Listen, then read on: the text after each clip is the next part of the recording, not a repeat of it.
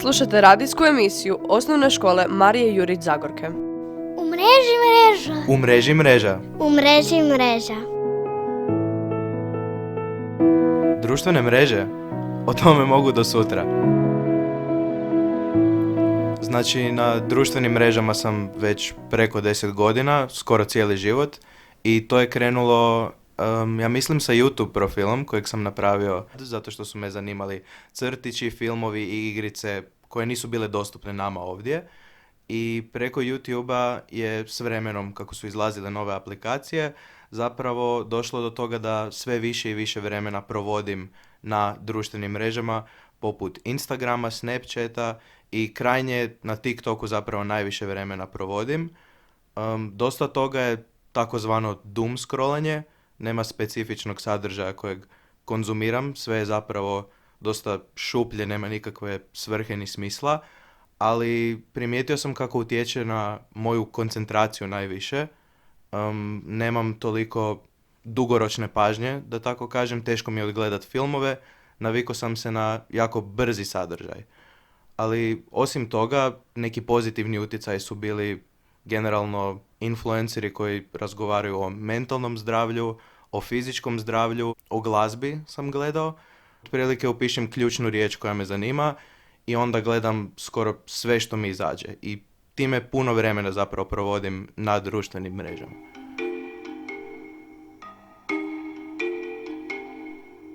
Judom se bavim već 3 godine i u sklopu treninga imam teretanu.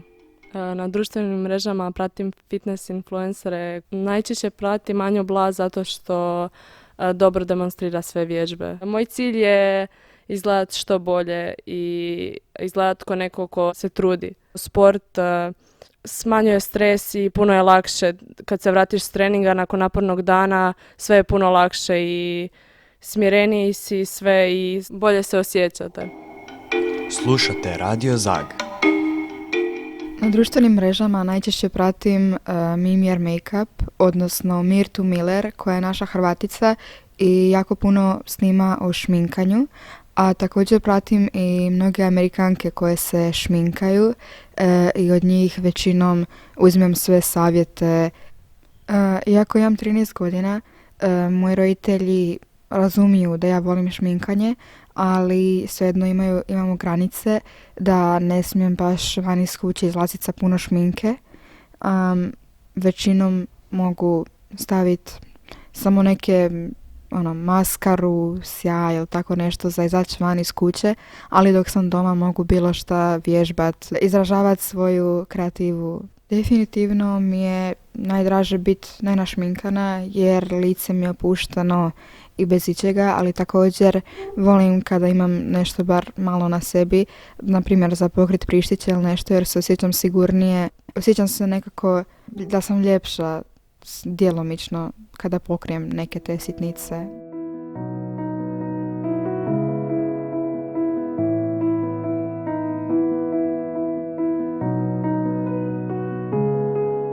Mladi i djeca su sve češće prisutna u online svijetu i to ima i prednosti i nedostataka.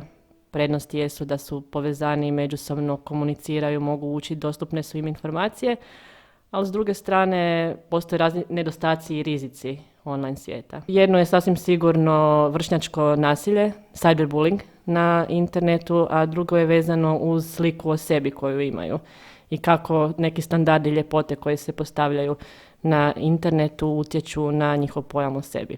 Mogu imati simptome anksioznosti i depresivnosti. Mogu se udaljiti zapravo od svojih vršnjaka u realnom svijetu, što može negativno utjecati na njihovo zdravlje. Slušate Radio Zag. Terijani su djeca ili ljudi koji se ponašaju kao životinje, na primjer mačka ili pas. Čula sam ih preko YouTube-a i u pravom životu sam jednog terijana upoznala. I bila sam jako sretna jer sam i ja terijan. Terijani trče na svim četvorkama, skaču i hodaju na nogama i rukama. Ima jako puno YouTubera i imaju jako puno subscribera pa su popularni, a neki ljudi čak i mrze terijana i furije zato što kao misle da su jako glupi. A zapravo terijani Vole prirodu, ne trgaju cvijeće, jako su i kreativni i da.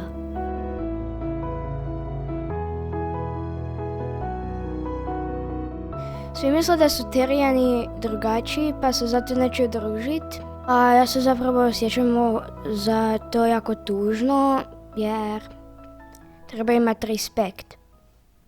Nadam se da ću čitav život biti terijan jer pa možda sretnem dečka jer nikad nisam srela dečka koji je terijan i da, možda čak se zaljubi u mene. Kao školski psiholog primjećujem da roditelji ne razgovaraju dovoljno sa svojom djecom o rizicima i nedostacima virtualnog svijeta. Također smatram da treba uvesti neka ograničenja, da je to dužnost zapravo roditelja, jer mladi često ne mogu sami kontrolirati se i oduprijeti se virtualnom svijetu koji je osmišljen tako da im privlači pozornost i da što više vremena provode na njemu.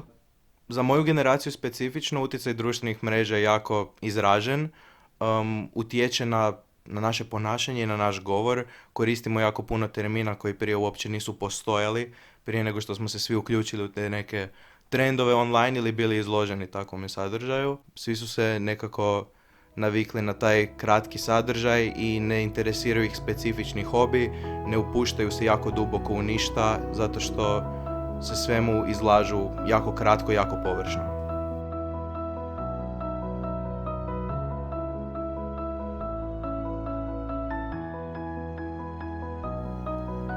U emisiji sudjelovali Paula, Ivana, Loreta, Erion i školska psihologinja Rebeka Kukolja-Cicmanović.